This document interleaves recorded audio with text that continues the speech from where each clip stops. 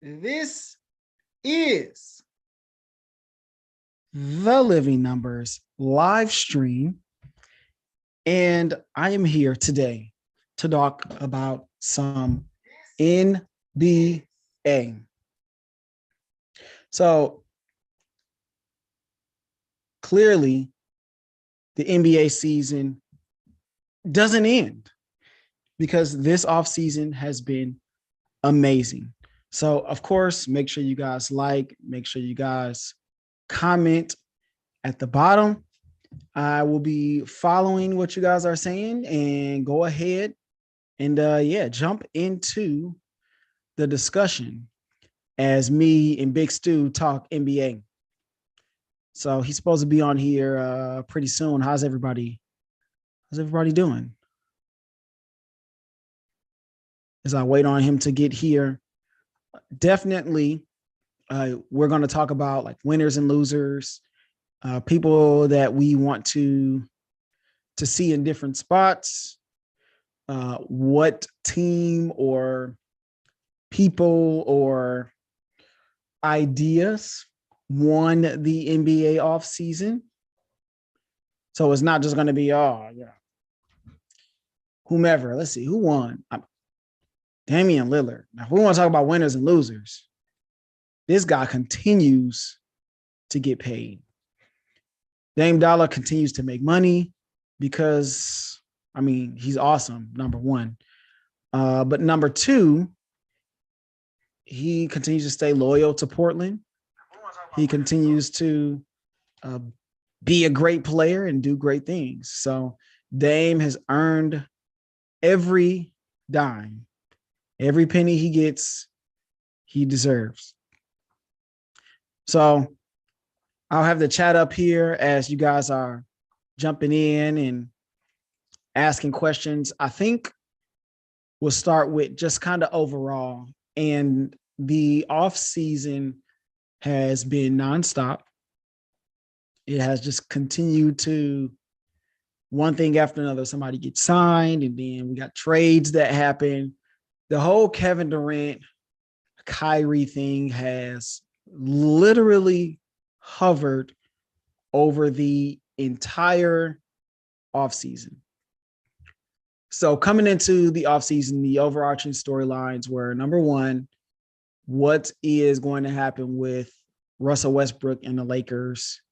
And number 1A, what is going to happen with Kyrie Irving and the Brooklyn Nets?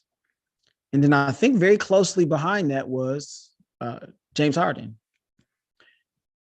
And then you have Ayton and him wanting out, which pretty much everybody knew about once the finals were set and everything happened with Phoenix Suns. We all knew Ayton wanted out. There was issues with chemistry with him and Monty Williams. Whatever happened, he wants out. So Russell Westbrook and the Lakers failed as far as figuring out how to make that thing work. Now, I think one of the big things that we have to always take into consideration is health. If that team is going to be as great as they can be, Anthony Davis has to be healthy, and he has to play like an MVP candidate, like Kevin Garnett said. That has to happen. Otherwise, LeBron is not at the point where he can just flat out carry a group of bums. And honestly, the league is at a different point now as well, because you have so many teams that have talent. So I was one of the people who thought Russell Westbrook would work because, right, he's at the end of his, coming towards the end of his career. And a lot of times guys will make concessions. They'll figure out, okay, what kind of player do I need to be to get on the best team possible to give myself a chance to win a championship? Russell Westbrook said all the right things. He typically has, I don't know if he has the right attitude. I don't know.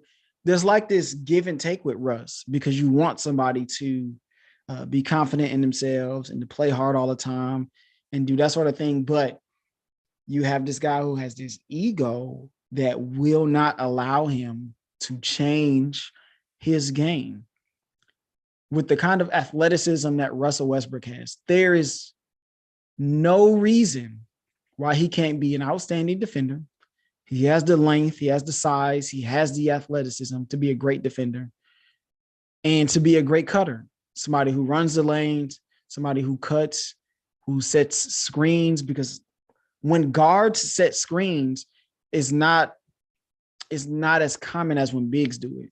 So there are times where guys can get mixed up. That's why when Steph Curry sets screens, either you got two guys going with Steph or you got two guys going with the big guy, because point guards and shooting guards are not used to defending when their guy is actually the one setting screens, right? I know I got into the basketball details of it, but if Russell Westbrook were to start setting screens and start moving without the ball and give effort on the offensive end, because people talk about how great his effort is, it's not 100% true, because on defense, his effort is poor unless he can get a rebound.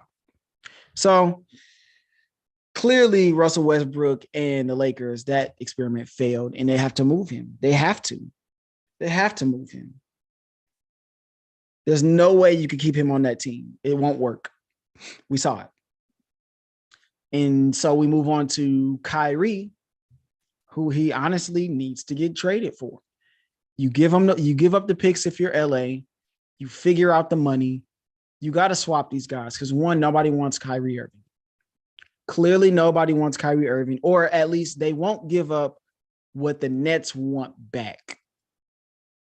Right? Because you have this guy who is, people keep calling him a great player and blah, blah, blah, the most skilled player in basketball. Like, okay, that's fine, but he's been a loser when he wasn't with LeBron.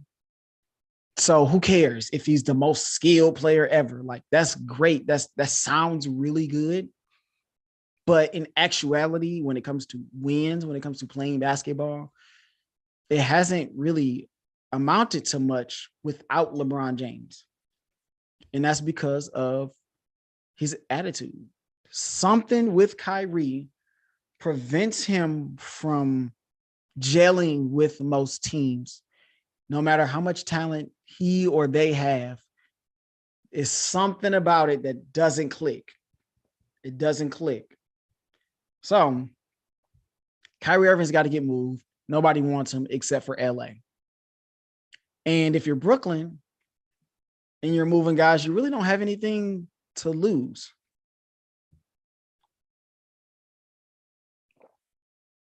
If I'm Brooklyn, and I talked about this trade on one of my shorts on YouTube.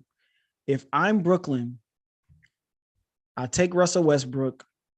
I take both of the picks. I think they can only trade 2 first-round picks to Lakers. If they have some second rounders, give me those picks too. I want those picks too, because I'm taking Russell Westbrook off your hands. And you need Kyrie Irving. Now, if I'm the Lakers, I'm like, well, you can't trade him anywhere else. So now we have to bargain some. So I want Kyrie, and you got to make up this $10 million between the two. So guess what? I need a good player. I'm not taking back some scraps, right? We got to meet in the middle because Kyrie Irving doesn't want to go anywhere else. And we know that he'll just sit out. He'll just take a day off and say, bye, guys. I'm out of here. Mental health, or, there's something going on overseas. My people are struggling. So we know Kyrie Irving will just flat out not play. So I think they'll find some middle ground. They'll get both first-round picks. I do think that. And they'll also be able to, the Lakers will be able to get Kyrie Irving and a decent player. So I think that will happen because neither team has anywhere to go.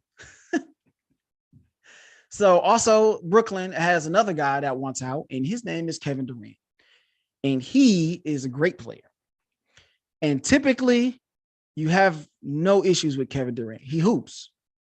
He just flat out hoops, whatever. But that's kind of the problem because, like, when you're the superstar, you're the best player on the team, there's some other things that go along with that.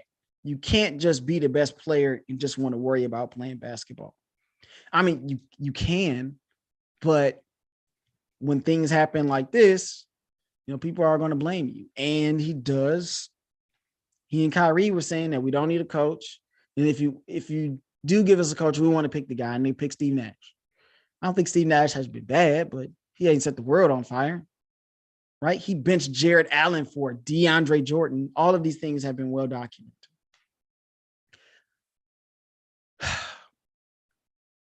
Kevin Durant only wants to go to one team because I really don't think the Heat will work. I don't think they have enough. You can't get Bam back unless you get Ben Simmons out of there. It's kind of messy, right? You take Ayton. You take however many picks that you can get. Because remember, the Suns will go, well, Kevin Durant only wants to come here. Other teams are not going to leverage their future to take a guy that doesn't want to be there. So if you're the Suns, you throw in five, you get 5 picks. Or you go, hey, we'll give you 4 picks and 2 swaps. We'll give you Mikal Bridges. We'll give you Ayton. We'll give you Cam Johnson. Okay, make the money work. And you get off of Ayton, who doesn't want to be there in Phoenix, and you get back Kevin Durant. So you ship Kyrie to LA, you get 2 picks from them. You ship Kevin Durant to Phoenix, you get 4 picks from them, 2 swaps. You get Bridges, you get Johnson, you get Ayton. And so now if you're the Nets, you have Ayton, Bridges, Johnson, Simmons, and you have Russell Westbrook. Now, Russ is interesting because he'll be off the books next year, $47 million gone. So now guess who's a player in free agency next year? Or you have money to pay Miles Bridges, pay Cam Johnson if you want to keep those guys. And then you have a year with Ben Simmons. We'll see what he has. I think he'll play next year. And you can move him if you want to. You can move him and go, hey, we'll attach a pick or 2. Or if he goes in there and hoops, you keep him. I still think Ben Simmons has a lot of great talent left, but we got to see what he has. He hasn't played. Who knows what he's going to do, if he's good or not anymore. Okay.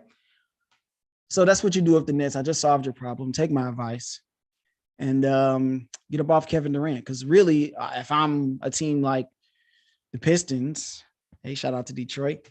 If I'm a team like the Pistons, or if I'm a team like Minnesota, if I'm a team like Oklahoma City or Houston, if I'm a team with all of these great assets, right? This talented young core, which I'll talk about later. Why would I give that up for an aging Kevin Durant who has had some injury issues and for a guy that does not want to be in my town?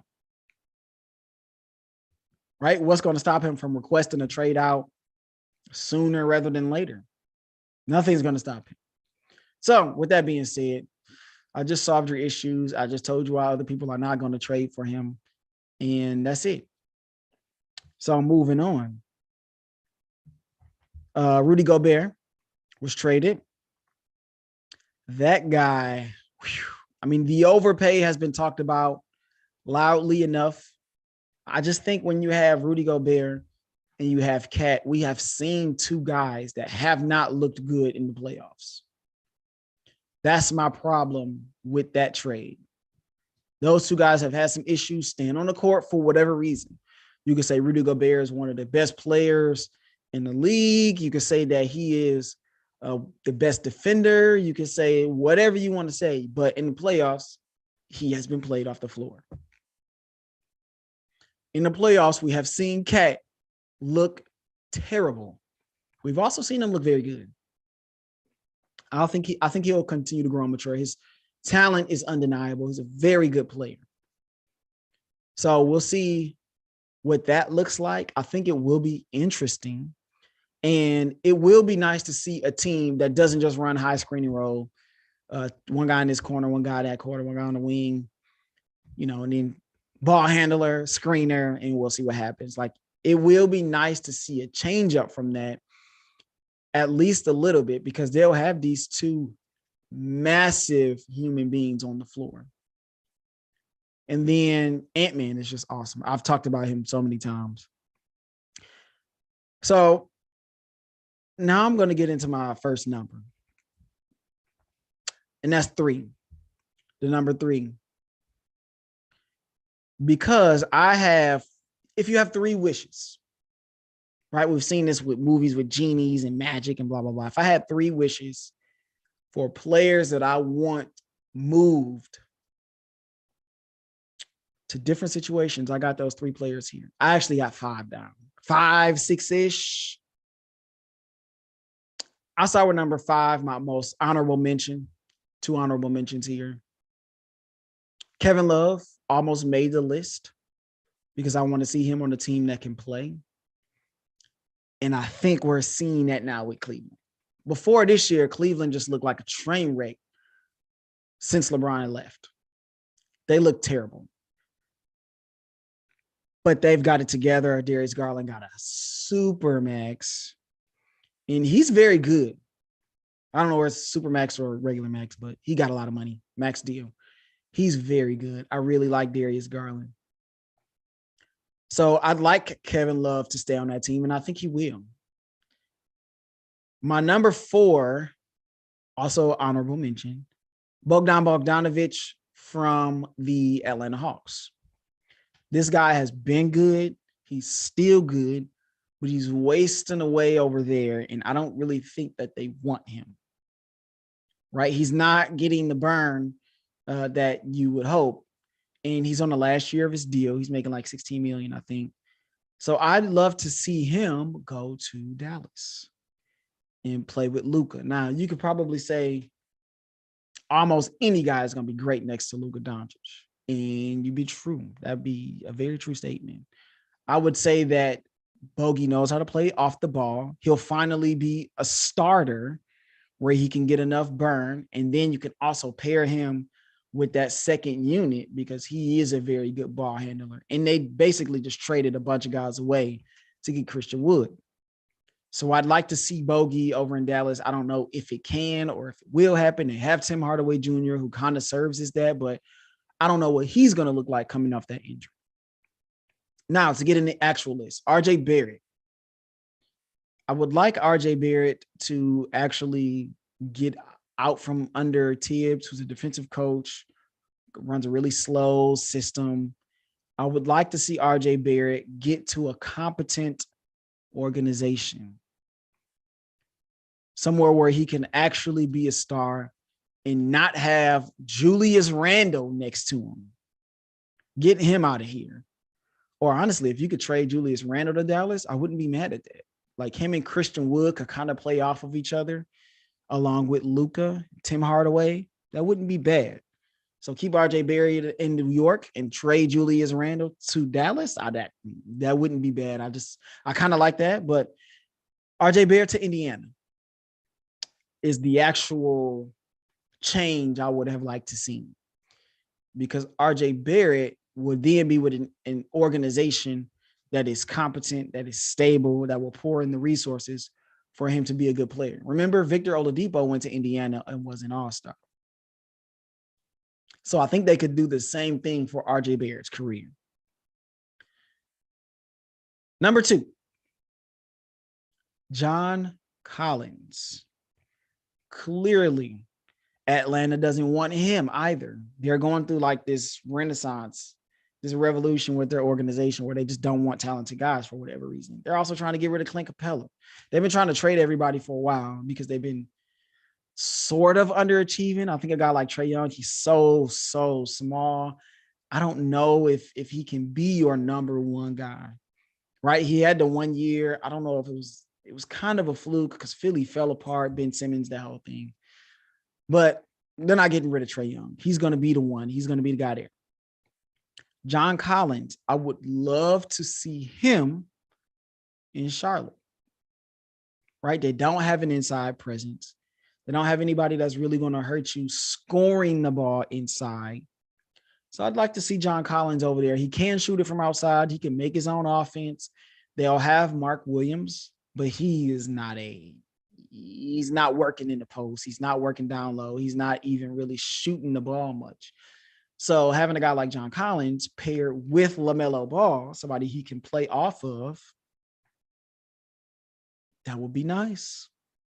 That would be very nice. I'd like to see John Collins there. My last one is De'Aaron Fox.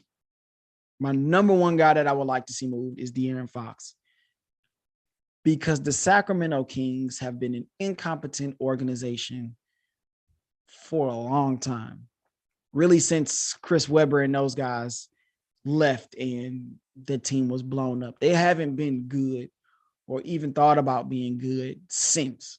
They were close one time when they had George Karl and Boogie there.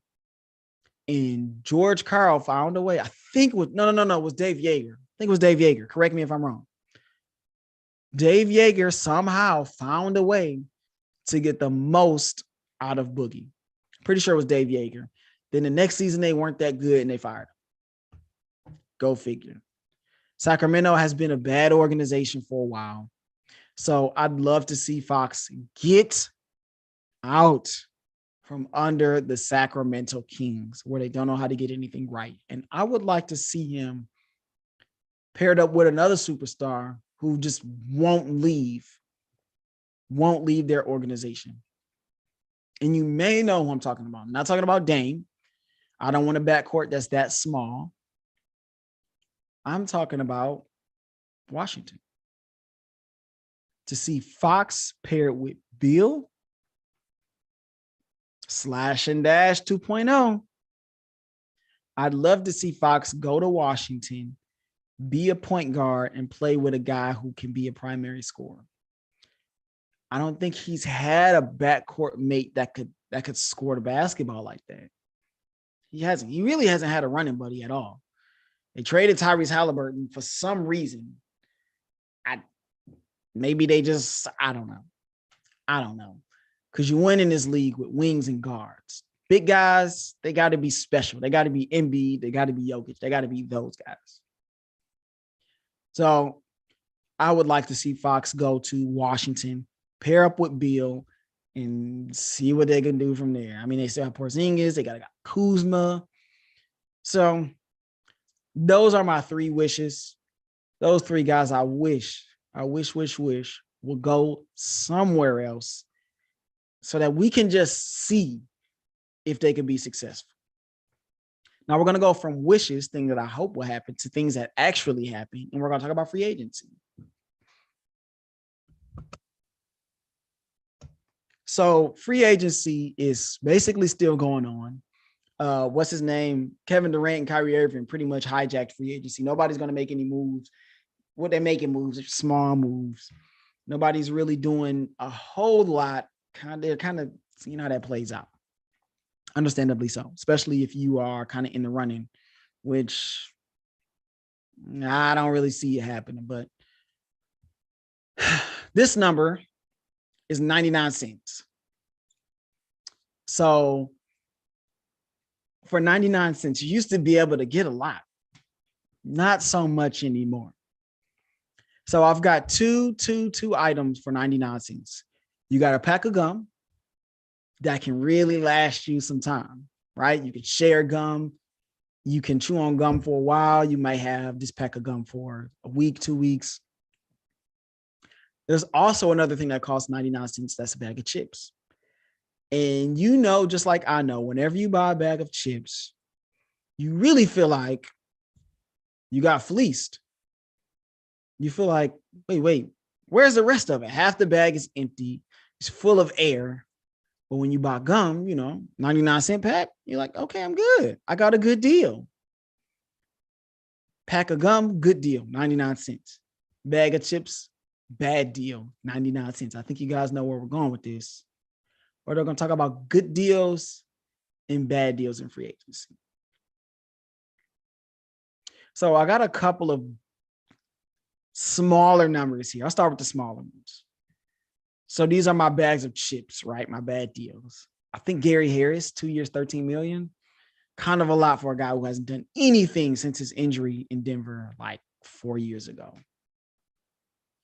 He hasn't done much at all. So $13 million, I don't know about that. It's kind of an overpay for somebody who hasn't really proven much and isn't like a really young guy who's been in a bad situation. So 2 years, $13 million is Gary Harris. I mean, if you pay 2 years, 8 or 9, I'm like, okay, yeah, we can work with that. For a guy who hasn't done much, yeah, 13, yeah, that's kind of a lot. Okay, my next one, Ricky Rubio. Now, I like Ricky Rubio. I think if Ricky Rubio played for Boston this year, I think they could have won a championship. Because he's a real point guard. I know his shot isn't great. I know. But he's a real point guard. He plays defense. He can play the passing lanes. And he can get guys in their spots on offense, right? He can calm them down. And that's what they need. Boston struggled to find a point guard that could really make things happen on their team, right? Pritchard, Smart, those guys really weren't able to do that. So they obviously went and got Brogdon. So that's kind of solved for next year. But Ricky Rubio's coming off an ACL. I know it's not the same as it used to be. An ACL tear used to be like a really, really bad injury. We don't know when you're coming back. It's different. But for a guy like Ricky Rubio, who's a little bit older, right? He's in his early 30s. 3 years, $18 million. I think you maybe could have got him for less than that. Plus, you don't know when he's coming back, right? Is it Christmas? Is it January? Is it February? I think that is one where the bag of chips was a little bit more than usual, but you still kind of got to have. There's still a little bit more air in there. Now we're going to get to some bigger numbers. Lou Dort, 5 years, $87 million. Wow. I think everybody looked at that like, Lou Dort got $87 million. Now, it's really easy to rationalize this deal. Because if you look at it from a standpoint of Oklahoma City, they're not paying anyone. Everybody on their roster is young, unproven guys on rookie deals or vets on like vet minimums. Nobody's really getting paid over there. So I think Shea got his deal. That's it though. So you basically have all of this money, and Dort has been the guy that has gotten better, right? He averaged 17 a game last year. Now, I don't know how real that is. Somebody has to score the points. Shea sat for a lot of the season, either for injury or they just shut him down because the team wasn't trying to win. They were trying to get Chet, which was awesome. But somebody has to score those points, right? Somebody has to get the shots up. And I think Lou Dort was the recipient of all of those shots needing to be taken. I don't think he is a 17 point per game scorer in the NBA on a team that is good. No, heck no. So Dort got a lot of money, $87 million. And it was kind of by default because they got to pay somebody on the team. Somebody got to make the money. You got to get to the salary cap floor. So 5 years, 87, it sounds like a lot, and it would be a lot, but these circumstances kind of make it possible for Lou Dort to make that kind of money. It's their guy. He's homegrown. We saw what he did in the playoffs with Chris Paul and those guys next to him. So, yeah, sure. Why not pay Lou Dort the money? And on the back end, we'll be further along in the deal, further along in our rebuild. And if we want, we can move them. If we want, we can keep them when it's time to pay other guys. My next one is going to be Anthony Simons, $100 million. Now, I think that they're in the position, Portland, where they have to pay guys because they're not going to have money to bring guys in. That's why Nurkic got 4 years, 70 million, which is an overpay for somebody who can't play on the perimeter. Is good on offense. He's good at protecting the rim as well on defense, but he can't play on the perimeter. We're just going to high screen and roll with this guy all day, and we'll see if he can hang, which he probably can. He's a big, slow guy. So he got 4 years, 70 million. He's not on the list, but he falls in the same category on Portland because you can go over the cap to keep your guys, but you can't bring guys in if you're over. So Anthony Simons got 4 years, $100 million for a guard that's small. You basically got Dame light, but you already have Dame who you are paying a super max to. So you got Anthony Simons, who's a small guard, doesn't really offer a ton defensively. Okay, not really a playmaker. He's a scorer. He's a scoring guard. And you're paying him $100 million to come off your bench. You can't start him and Dame together. So it's very interesting to see what they do with this deal. I would try to maybe move it for a guy that you can actually play next to Damian Lillard. I guess maybe they see him being able to scale up his role, but I don't know. I don't know how you do that when you got these two small guards. You basically got CJ and Dame 2.0, and that doesn't work. So now you're paying $25 million a year to a guy who doesn't work, right? You need bigger wings. You need defensive 3-and-D guys. People always talk about 3-and-D, but those guys are hard to find. That's why they get paid. So Anthony Simons, I think that's a bag of chips. Not because of talent, but because of fit. But if you're Portland, you're over the cap. You don't have any money. You're paying Dame an arm, both legs, and an ear. You have no choice. My last one for our 99-cent number, our bag of chips, which is a bad deal, getting fleece, or our pack of gum, which we'll get to those in a second, is Bradley Beal. You paid 5 years, $251 million, super max money to a guy that cannot get you to playoffs. The best he can do is get you to play in. And when you're paying that kind of money, that guy literally has to be able to get you to at least the first round, probably the second. 5 years, 251? Bro, come on. So they're paying number one money, franchise changing money to a number two guy. Arguably, some people would say that Bradley Beal is not even a number two.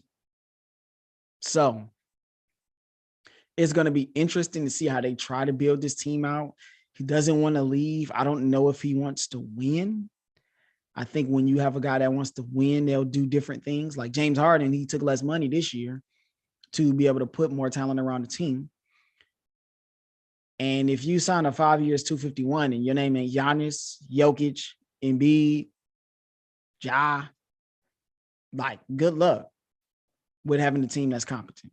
Blazers are going through the same exact thing. The Blazers are continuing to tinker and try to win. I don't even know if Washington is trying to win. So that's my last deal that will count as a bag of chips, 99-cent bag of chips, mostly air, not much substance. Now, let's go to our packs of gum. I think these are really good deals because none of them are really like those huge deals, because I think a lot of times those deals, they end up being not great. But you got Drummond for Chicago, 2 years, $6.6 million, with the kind of production that he gives you on defense and in the rebounding category, and a guy that screens and can take up space and plays a lot. Like, you rarely see Drummond injured. He's going to be playing. For a guy that does all of those things for a team like Chicago, who has no one else that can do all of those things. You have Vucevic, but he doesn't play any defense. He doesn't he's not the presence that Drummond is. So to get a guy like that for that team for this little, that's a steal.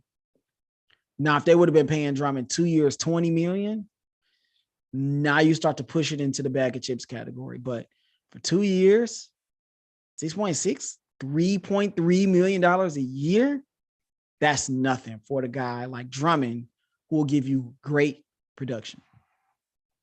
GP2, Gary Payton II went out and got his money. 3 years, $28 million. Now, they signed him to Portland to be the defensive guy that they need. Now, Gary Payton II is still only like 6'3"-ish, but again, he's a defensive presence. Even at 6'3", he's a defensive presence. He's strong.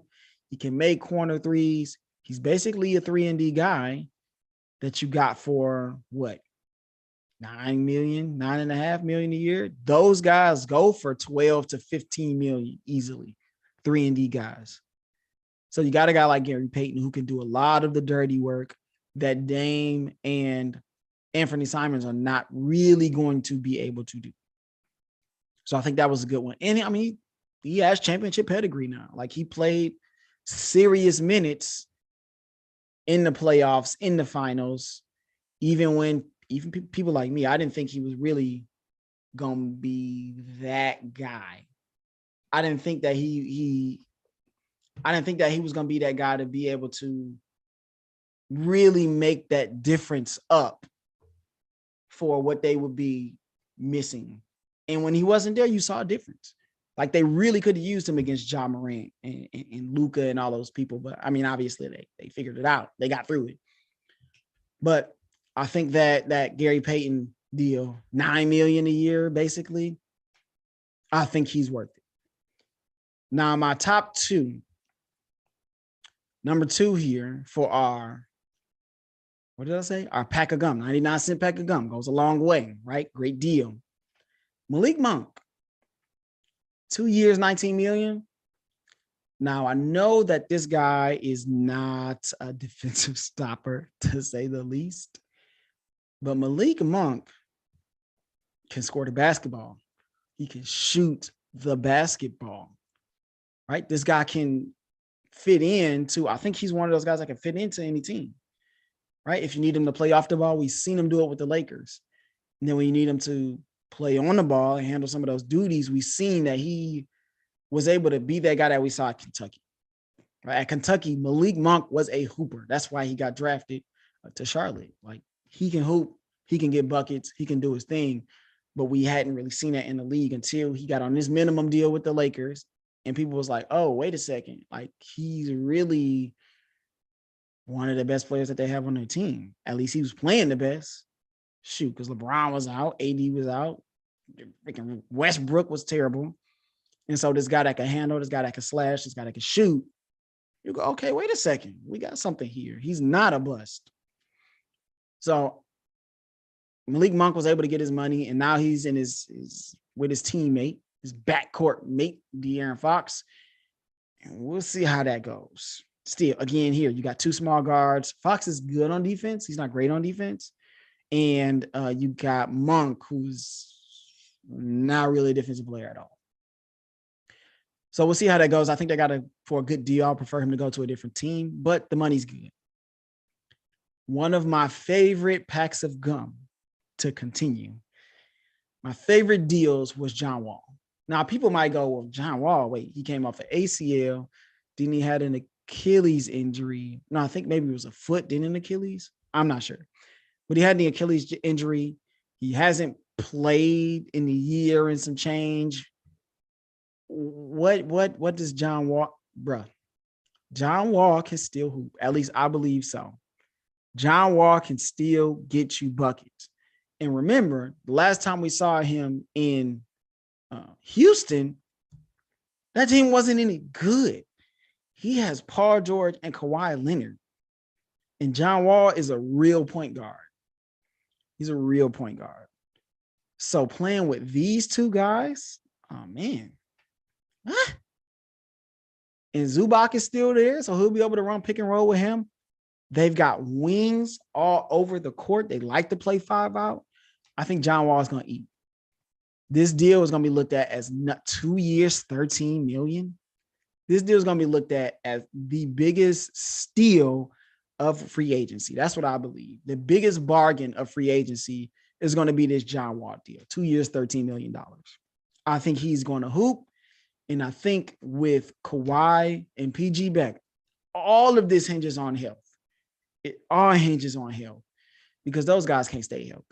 They just can't. They're very injury prone at this point. But if they can manage to get to the playoffs healthy with Wall, Kawhi, Paul George, come on now. Ty Lue running the ship. Yeah, I think that team is going to be really good. So there's a couple of guys. These last two guys fall in this category of maybe they're bags of chips. They could be pieces of gum because they're very talented and it's very telling the teams that they play for and how they handle their contracts. So Marvin Bagley got a 3-year, $37 million deal from the Pistons, who traded for him around the trade deadline. Now, Marvin Bagley has not shown an ability to stay on the court and be consistent with a high level of play. He was a number 2 pick behind Ayton and ahead of Luka. Can you believe that? But, and I've talked about this already, he was playing for the Sacramento Kings, one of the worst organizations in the league. They are terrible at drafting as well. Like at one point, they had drafted like 3 centers in a row, and you just looked like, what is this? What are y'all doing? So I see this as a huge upside play, right? Because I still think Marvin Bagley has something to offer. He has great talent. So if you get a guy like Bagley, who looked awesome with Cade Cunningham, they play really well together. Obviously, I watch the Pistons because that's my team. I'm from Detroit. What up, though? So to give him 3 years, $37 million, what is that, $12 million a year? If he can continue to play inside, stretch the floor, and be decent on defense, right? Because there are going to be some times where he and Durant may need to play together. Definitely. If he can play decent defense on the perimeter and be somewhat of a presence on the interior, because we'll have Durant and he'll have to play some 5 himself. If he can move his feet on the perimeter, I think that will be a great deal. Because offensively, he's always had talent. He's always been at least a serviceable offensive player. I think he'll be better. Sometimes a change of scenery, getting next to other guys that are pulling in the same direction. I think that Bagley deal could be a steal once we're looking at it trade deadline-ish. January, February, we might be going, dang, that Bagley deal that's a great deal. The other guy is Chris Boucher. Now, if you play 2K, he's one of those guys that you always want to have on your team because he's a big guy. He can block shots and he can shoot the basketball. Now, he's been coming along slowly. And if you look at a team like the Toronto Raptors, they know what they're doing. They're great at finding guys and developing them. If there's any team that can bring the best out of you, it's the Toronto Raptors, and I think it's the Miami Heat. Those teams find guys, develop guys into legitimate NBA players. Not everybody's going to be a star. Not everybody's going to be an all-star. Not everybody's going to be a superstar. But you find guys like Max Strus, like Duncan Robinson, and those kind of guys, like they make people into good players. So for the Toronto Raptors to have that kind of faith in Chris Boucher, to give him a 3-year, $35 million deal, I trust the Raptors. I don't think they would overpay a guy if they didn't believe that he could live up to the money. So both of those guys could kind of fall into either camp, depending on what happens with them. If they can rise to the occasion of the contract, I think they're both really talented players that will do exactly what their team needs. I can't wait to see the Pistons. And that moves us into the next thing. There were our next number, 115 transactions in the offseason. So that's trades, that's signed, that's waived. Okay, I looked this up. I'm sure that number is wrong now, but when I looked it up, it was 115. Who won the offseason? Who won the offseason? Down in the comments. What do you think? So I didn't do this as what player or what team, not initially. I think that the idea of draft picks, that idea won the offseason because people are throwing around these draft picks like crazy. Like Rudy Gobert got you 5 picks in a couple of swaps. San Antonio got 2 picks in a swap from Atlanta. Okay, there are going to be picks attached to this Kevin Durant deal. Picks are getting thrown around like crazy. Everybody wants draft picks. And also when you look at the draft, Chet, Paolo, Jabari, Jaden Ivey, Keegan Murray, like a lot of these guys look awesome in Summer League. Now we know Summer League does not mean everything. But when you see a guy like Kenny Lofton Jr., 6'7", 280, just bull over people and handle and shoot threes, it gets people excited. When you see Sharif O'Neal and Scottie Pippen Jr. doing something for the Lakers, you're like, hold on, wait a second. They might have a couple of young guys that can play. They got a guy named, I think his last name is Bass from Detroit Mercy. What up, though? He was hooping, long, athletic. So I think draft picks won the offseason. Very hyped rookie class. When you saw Chet bring it behind the back and pull up, you're like, oh, wait a second. This is what people was talking about. When you see Paolo handling as a number 1 option, shooting threes, getting inside. You see Jabari on defense, moving his feet, jumping up the block, people shot. Man, draft picks, I think, won. And when you look at the Summer League now, I remember when it used to be just like on NBA TV, you really had to find Summer League games. They're on ESPN and ESPN2. Like these Summer Leagues are front and center, and they're on NBA TV, and they're on ESPNU. So draft picks have won the offseason. Now, the number 2 thing that has won the offseason is great young cores. It kind of goes right in line with the draft picks, but is when you start to see that teams have a direction, right? I talked about Detroit. Oh, man.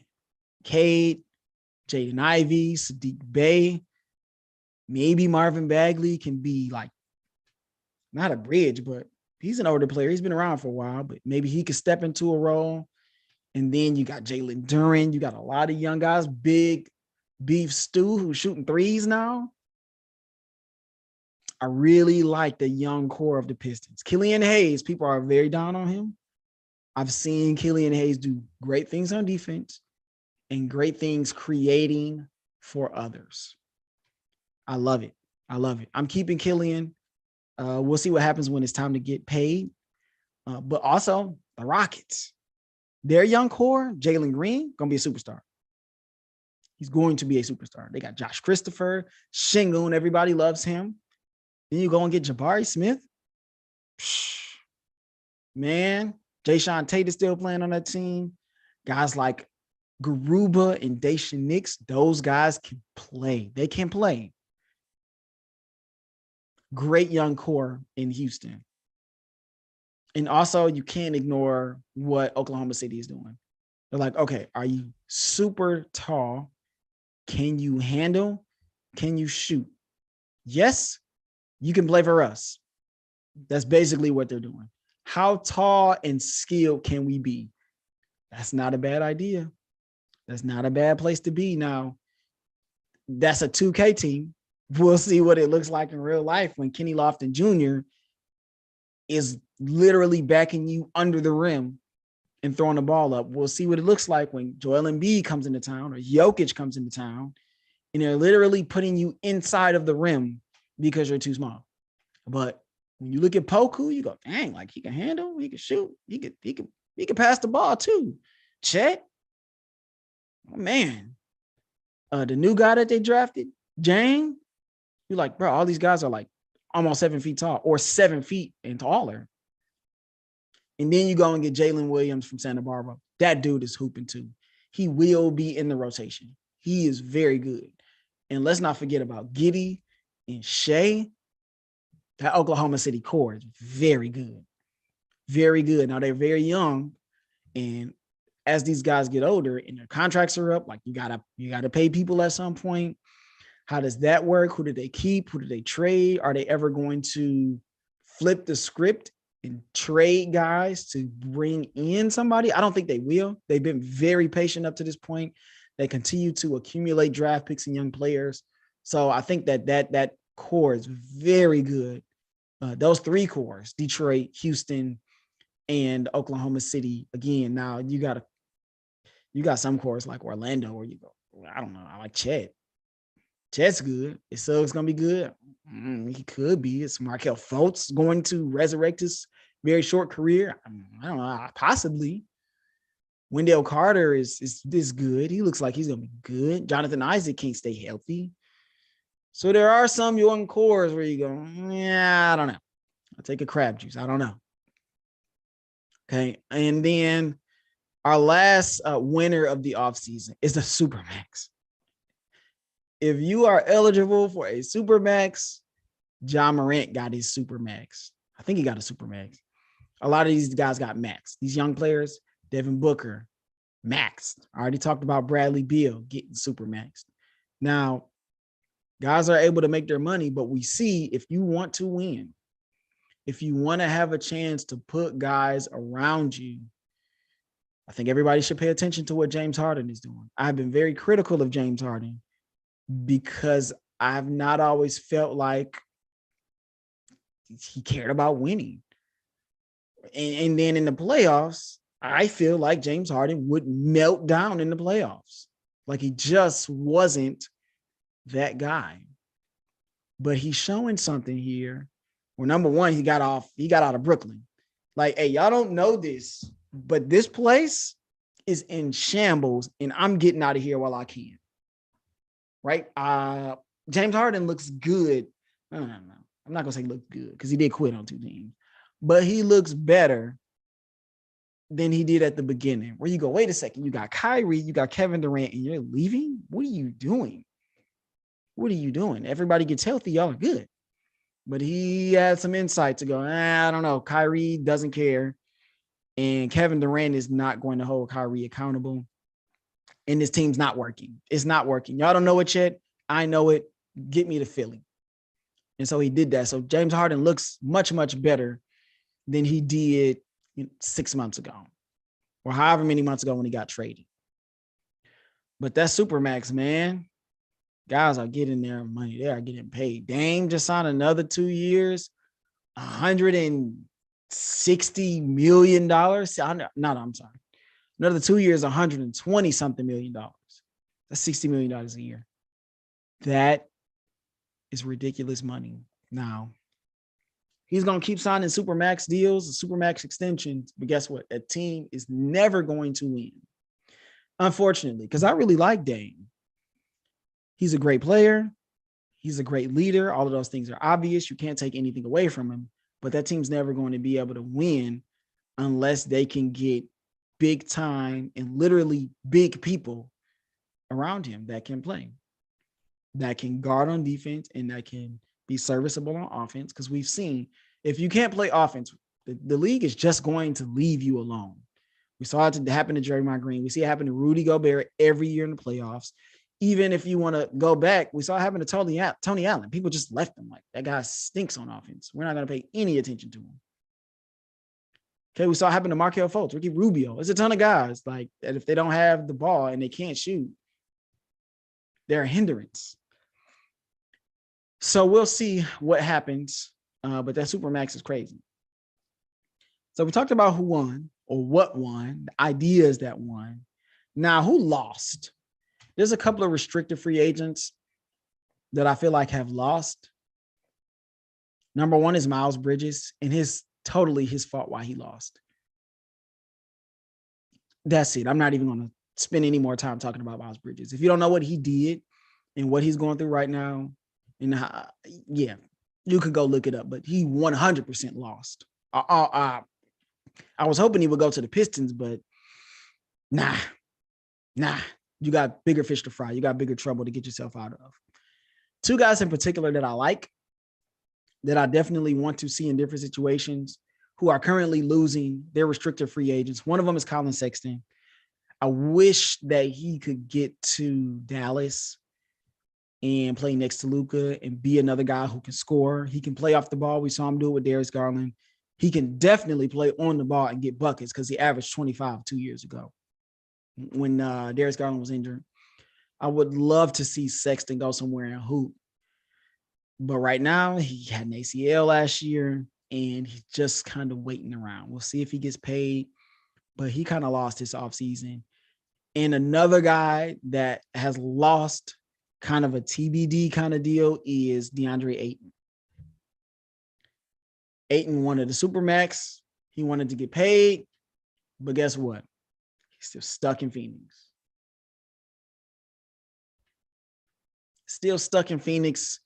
Still trying to facilitate a deal up out of there. Apparently, the Nets don't really want him. They're not that interested in him, and I think that's part of the holdup. Is like, okay, yeah, you're offering Ayton. We don't really want Ayton. So I think Ayton, with the talent that he has, right, skill-wise, we know he loves to shoot the turnaround jumper, the fadeaway, right? But if he could use his size more and do more jump hooks, more drop steps, if he can get to the basket, get to the foul line, Ayton could average between 22 and 25 points a game. He could probably average closer to 25 if he would use his size more and be forceful inside. And he needs to grab 12 rebounds a game. He's too big and too athletic to not be a dominant force.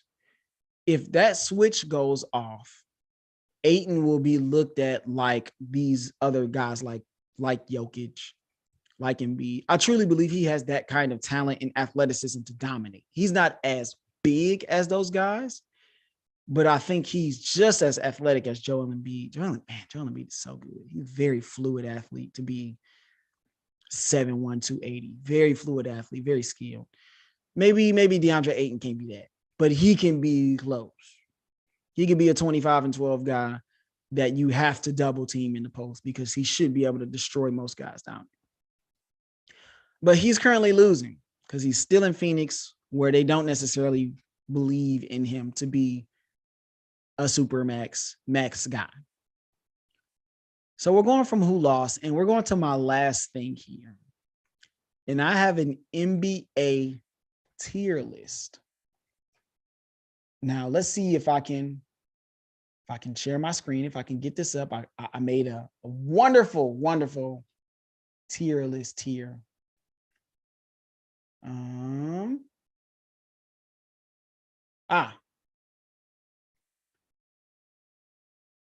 Excellent.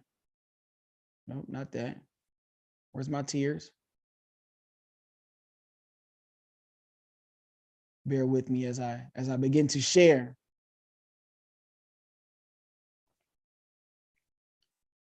There we go. So here's my top tiers list, and I have it in 7 groups. I've got franchise changers. Number 1 guys who change the trajectory of your franchise right away. Right away. I have championship contenders. These guys can be ones, but they don't necessarily change everything for you. right? These guys are going to need a little bit more help. As you go down the list, these guys need a little bit more help the further you go down. Like Giannis doesn't need a ton of help, right? He's that great. Jokic and B, like anybody needs help to win championships, but these guys can do a whole lot by themselves. Okay, and then I have number twos. These guys are really number twos. And these guys will help you get to the playoffs. All right, next tier are 2/3, and they raise the ceiling of your team. You typically want to pair these guys with somebody above them. These next guys in this tier are helpful stars, and they are kind of better off as threes. They can kind of make it as twos, maybe. And at their best, they can make it as twos. But I think at this point in their careers right now, they're kind of threes. I have another tier of great players, but there's not really a ton of evidence to show that they can be great players in the playoffs. And then my last tier, on the rise, guys that are very good, but haven't really made that splash in the playoffs just yet. So if you're looking at this, or if you're listening to this on Spotify or Apple, later on down the line, if you look on YouTube, I've got this tier list up, and I'll name all the guys. So we'll start at my great but no evidence. Bradley Beal, Zion Williamson, Cat, and Zach LaVine. Really talented guys. All of these guys are on max deals. They're getting paid like ones, but they're not actually ones. Very, very talented. No doubt can offer a lot on a team, but we haven't seen a ton from them in the playoffs. Now, this has changed a little bit. Bradley Beal, we saw him in the playoffs a couple years ago. Him and John Wall did some great things. They lost in the second round. We haven't seen anything since. Zion Williamson has been injured for most of his career. We haven't seen him in the playoffs yet, but we know that he's awesome. Cat has been in the playoffs 2 times. He's been up and down both times. Like he has some really bad games against Houston. And then he has some really crappy games against the Grizzlies. Very, very talented player, but we just haven't seen him put it together yet. The evidence isn't there. And then we haven't seen Zach LaVine in the playoffs at all, I don't think. Right? Correct me if I'm wrong down here in the chat, but we haven't really seen Zach LaVine in the playoffs. Clearly a talented player, but you've got a lot to prove. So my next tier up, as you can see, are my 3 helpful stars. Argue with me if you don't like this. We've got Kyrie Irving, James Harden, Donovan Mitchell, and Rudy Gobert are both in this tier. Klay Thompson, and then CJ McCollum. Kyrie Irving has been long chronicled with the issues that he has with people and with teams, and him not necessarily being the best thing for your team. James Harden, we've seen meltdown in the playoffs multiple times, just have bad games. We just saw it. Donovan Mitchell had some great moments when you have him and Murray going back and forth in that Denver series in the bubble, and they both dropped 50. Like, it was crazy. But then we see them lose to the Clippers with no Kawhi Leonard. Donovan Mitchell, Rudy Gobert, if you guys are number ones, if you guys are that great, y'all got to pull that series out. And then we see this year where, again, they get played off the floor by Luka, who is essentially a one-man team. These 2 guys, Donovan Mitchell and Rudy Gobert, probably belong a little higher, but their recent history has knocked them down a peg. The talent is obviously there, but man, they went out like scrubs this year. Klay Thompson, helpful star, 3rd tier from the bottom. He's had injuries that have left him a little bit of a shell of himself right now. Now, he could come back next year in the 2022-2023 season and be awesome. I believe that he can. But from what we've seen this year, he wasn't that guy. He had some times where you go, Klay, dude, like, I know you're a shooter and shooters shoot, but right now you don't look great. And then number 3, helpful star, CJ Column, who's actually punched above his ranking oftentimes in the playoffs. Like they had a run there with him and Dame where he looked really good. But honestly, you can't have a number 2 guy that's very small and not really a great defender. You can't have that be the second best player on your team. CJ would be great next to a guy like Jimmy, or next to a guy like Tatum or AD, right? You can't have him next to Trae Young. You can't have him next to Dame or Chris Paul. You can't have small backcourt like that. So 3, helpful star. That tier is done. Boom. Next tier. These guys are 2/3s. If they're 3s, you have a championship caliber team. If they're 2s, you got to have a lot of good stuff around them. Ceiling raisers, I call them. Draymond Green, Chris Paul, Pascal Siakam, Bam, Chris Middleton. Now, if you put any of these guys next to Giannis, they're going to be all right. And I think that's where Chris Middleton falls, where he's not really a 2, right? If you put him next to Devin Booker, like, is that team really that much better? I mean, they'll be good. Is that a championship contender team? You put them next to Giannis, you put him next to Jokic or Embiid, then you go, well, dang, like that's pretty good. He's a ceiling raiser, Chris Middleton. Bam, I think, is kind of punching below where he should be. He should be a 2.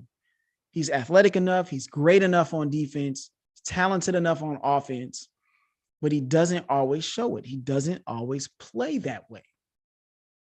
So Bam should really be a number 2 on a playoff team, but we have seen times where he disappeared. Like, you can't be that good and that skilled on the offense and just like not show up at times. Pascal Siakam, I think, is maximizing his capabilities. He came in the league like he wasn't really that good. We again, Toronto went to the right place. They developed him into an all-star. So I think he's maxing out his potential. Pascal Siakam can do a lot of things on the court, and you never hear bad stuff about him. I like Pascal. Chris Paul, he's a ceiling raiser. Anywhere he goes, he wins. Now, you put him next to, again, you put him next to a guy like Luka or Jokic or Embiid or even LeBron or KD. Now you got some things. You put him next to Devin Booker, they go out like they did this year. I have no idea what happened to Phoenix this year. It didn't make any sense, right? Or if you put him next to a guy like, I don't know, Ingram or Dame or Jaylen Brown, who are better than him, I don't think you have a championship team. You have a really, really good team that can make the conference finals, but you don't have a championship team. And also Draymond Green belongs in that same category. Now, Draymond is really hard to judge him because you can either put him not on the list because he's clearly not as, I don't know, skilled or talented. I don't even think those are the right words, but he clearly doesn't control the game like one of these guys, like a Tatum or an Embiid or Jokic. He doesn't control the game like those guys. He controls it in a different way. I think he might be the most unique player on this list, Draymond Green. Maybe the most unique player on this list because what he does is perfect for the team that he is on. And without Draymond Green, that team doesn't win championships. They don't. So I put him here right in the middle. But it's so, I think this is where he belongs. He can't be your second best player, but if he's your third best player and he's at his best, clearly you can win the championship. We've already seen it. Now, these guys are great number 2s. If these guys are your number 2 and you got a number 1 next to them, yeah, you're a championship team. If these guys are your number 1, if they're your number 1 player, this is your best player on your team, I don't think that you can win a championship with these guys. You can be very good. You can win a lot of games. I don't think you can win a championship with these guys, though. Now, we've got Devin Booker, Trae Young, Brandon Ingram, Jaylen Brown, and DeMar DeRozan. I think these guys are great number twos. If you pair them with any star above them on this list, then I think you got something where you're going to be cooking with grease. You're going to be pretty good. You're going to be in championship contention. Now, I think DeMar DeRozan is an interesting place. We're going to start with him because he's always been a good player and he's made it to the playoffs. Now, remember, those Toronto teams were good. They just kind of ran into LeBron, right? And he took them out every time. But those Toronto teams were good, and he was the best player on those teams, along with Kyle Lowry being number 2. Playoffs every year. They would make a run to the second round. They would get to the conference championship, and then they would lose. So I think DeMar DeRozan, especially with what he did this year, now, all of his guys started falling apart around him, and the team they were just barely treading water with him as their best player. So I think, again, if you pair him with one of these guys above him, and you can do some real damage. DeMar DeRozan, he hooped this year. He could honestly be a peg down on this list, but I think for what he did this year, we got to give him his respect. Again, Jaylen Brown, another guy that this year proved a lot. In the playoffs, he had some very terrible moments where he was throwing the ball away like crazy. He had some great moments too where he carried, wasn't afraid to take the big shot, was physical, got into it with Draymond. This dude, he hooped this playoffs. Jaylen Brown, if he's your number 2, and I think he's still kind of growing into that, I think you have a team that will absolutely make the playoffs and could be in championship contention if you pair him with another guy above him. Really like his two-way ability. Brandon Ingram, I could see him averaging 25 to 28. He is that talented offensively. And I think he is showing that he can carry the burden of being your best scorer. Now, I don't think that he is a number 1. I think with the right number 2, sheesh, man, Brandon Ingram could make some real damn. He could cause some damage. Whoever him and that top guy is. If you compare Brandon Ingram with Dame, come on now. Brandon Ingram with Ja or Jimmy, come on. I think he's really, really good. And him and Zion, CJ, those 3 guys are all on this list. I think they can make some noise next year. They could be the Memphis next year. Really talented. Trae Young is the number 1 on his team. I do not think you can win with your number 1 being your best guy. Even though I got Dame Lillard a tier above. I think Trae Young is so small. It's just hard for me to have him as my best player. And yeah, he did some great things, but I think that Atlanta season where they took out the hapless 76ers who fell apart in front of our eyes, I don't think that Trae Young can be that number 1 guy and consistently be a championship contender. You can make some noise, and if things break right, then obviously you can do some things and maybe get to a conference final like they did. But I don't think that's going to be a normal thing unless they get somebody in there next to Trae Young that's honestly as good as him, but at different things. Devin Booker is a wonderful number 2. Now, he could knock on the door of number 1, but I just don't see it. I don't see it defensively. I don't see the two-way ability. Now, he's good at getting buckets, and he's good at creating for others. We've seen him be that lead playmaker at times, but I think he's just kind of limited athletically. I don't know what it is, but when I see Booker, I'm like, that's not a 1. When I watch him, he's not a 1. He needs another guy that is one of these apex predator wing type guys, super athletic, great size. I think if Booker is your second best player, you have a championship level team. I really believe that he's like in between these number 2s and number 1s here. My next category up, and I'm sure you all see that these players keep getting better and better. Tatum, Butler, Dame, Ja, AD.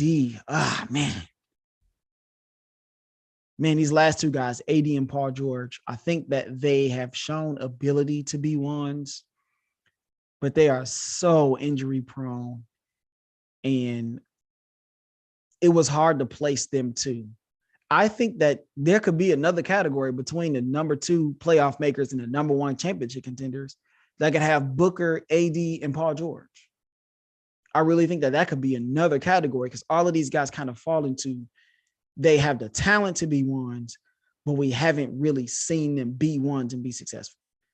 We saw AD as a one in New Orleans. That team flamed out every year. They had one good playoff run against a small Portland team where AD just dominated, but we don't see that anymore. Like we really didn't see him do that any other time in New Orleans. A lot of that injuries.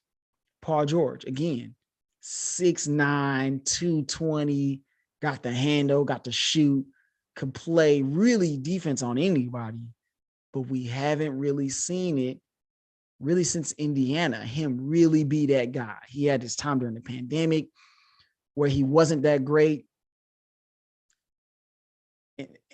Those guys are really hard to place. Talent-wise, they can be ones easily, no question. But results-wise, they're so up and down. We've seen them be really, really good, and we've seen them be kind of bad.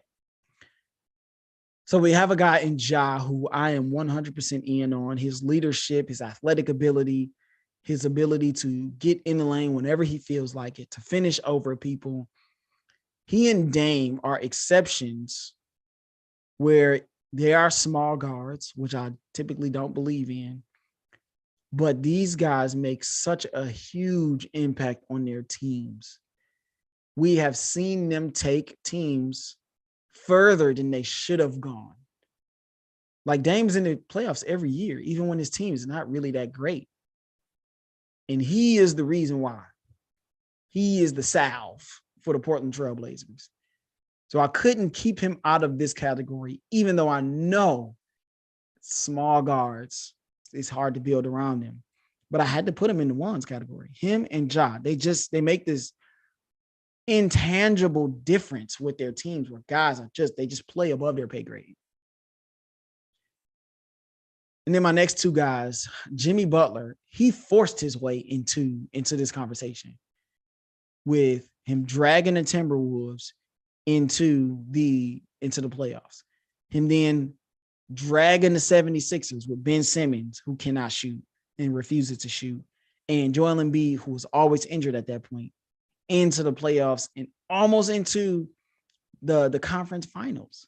No. I think the team was almost in the finals. Like, this team was really good with Jimmy Butler. And now he takes the Heat and drags them to the playoffs, to the finals against the Lakers. He forced his way into this conversation because in the playoffs, this guy figures out a way to play awesome. He literally makes it happen. It almost got the team to the finals again this year. Jimmy Butler forced his way into this number one championship contender category. And the last guy in the category is Jason Tatum. Even with all of the issues that he had in the finals, not looking prepared for the moment, the turnovers, he played his way into, I'm a number one guy. Now, he still has some growing to be able to get into the next tier, the final tier, the boss level tier. But he played his way into, I'm a number one. With the way that he plays on both sides of the ball, he can drop 60. And his ability to lock up, which we saw with Kevin Durant. Now, obviously, they had a lot going on with that team and with them being able to do some great things on defense. But Jason Tatum played his way into this category as well this year. Now, we got the big dogs, top dogs. And we're going to start with these guys who have had some injuries issues over the past 2 years. These are franchise changers. LeBron and Kawhi Leonard are franchise changers. Yeah, they're a little bit older. They've been a little bit more injury prone, but these guys change everything. They are amazing players. I put them kind of at the end of this tier because like LeBron is 38, and then Kawhi struggled to stay on the court. But when they're on the court, these guys make a huge difference, a franchise of a difference. All right, another guy I have is Kevin Durant, obviously. Now, he is taking a hit, but you get Kevin Durant on your team, the best player on your team, typically you are, championship contender, right? He took half of James Harden in that Nets team to a second round, knock down, drag out, slugfest against the Milwaukee Bucks last year. Obviously, they lost, but Kevin Durant was nuclear. He was amazing. This year, I mean, he had a shell of his team with Kyrie barely showing up, James Harden winning out.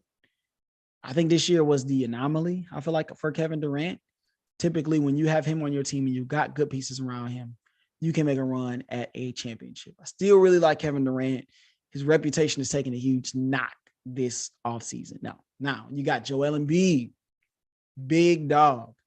Man, he's played his way into this category as franchise changer, getting in shape, getting his body right, punishing people on the block, being able to step out and make threes, but also defensively, he's a defensive player of the year candidate.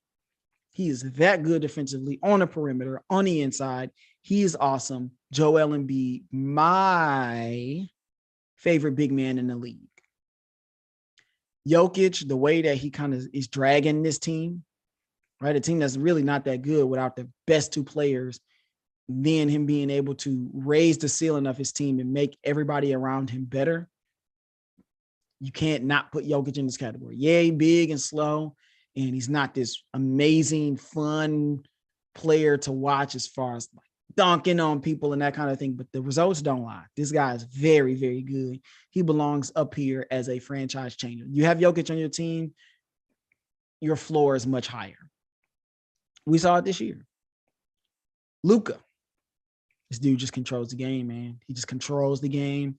I was talking to a friend of mine, and they were like, he don't look like he doing a whole lot, but then you look up and he got 38 and 8. It's just easy for him. He makes it look so easy. He's so big and strong. He's so good, so skilled. He just makes it look easy. And he is going to be the best player in the league at some point. He is arguably now, but he's got to accomplish a little bit more. I think they did a great job kind of pushing the Warriors. At one point, the Warriors just kind of figured him out, but they smacked the Phoenix Suns, and it was all because of Luka. That guy's amazing. Steph Curry is on this list. You can't deny the talent. You can't deny what he's done. He's accomplished so much in this league. You cannot put him up here. You cannot not put him up here as a franchise changer. Yeah, he's a small guard, but man, what he does, nobody else does. He's so good at getting his other players to buy in. The team buys in, and people play hard, and he sets the tone. People keep talking about how Trae Young could be like Steph Curry. He cannot be Steph Curry. If it was that easy to just run around and do the things that he does, a lot of other people would do it. So the way that he showed out in the playoffs this year, yeah, he carried. He belongs in this category. And of course, our last franchise changer is Giannis, the alphabet man, Antetokounmpo. He's the most dominant force in the NBA right now, because it's almost like it doesn't matter who you have on your team. It doesn't matter how big you think you are. Really, the only guy physically that can match up with him is Embiid. And even then, he can outrun Embiid. He's fast. He can get down the court fast. But this dude will just dunk on your entire team and just go, good luck trying to stop it. Right? It's really easy to go, well, just build a wall, blah, blah, blah, blah. Come on. Like, and he's shooting turnaround jumpers, and he's not afraid to take threes, mid-range shots. Antetokounmpo is amazing. I think he's the best player in the league right now. No shade to Steph or Jokic or Embiid or Luka or whoever else. Giannis is sheer unstoppable force at times. So, yeah, good luck trying to stop that guy. So, that is my tier list. Argue with it, throw things in the comments. Thank you all, right? Whether you're watching this now, whether you're watching it later, a year, 6 months, 2 weeks from now, thank you for making the Living Numbers podcast / live stream a part of your day. Talk to trades, we talked free agents. This has been a wild offseason, and I've enjoyed every minute of it. And the NBA preview will come in due time. So like, subscribe. If you're listening to this on Spotify or Apple, make sure you guys rate, review, download, all of that great stuff. And I will see you all in the next ramble.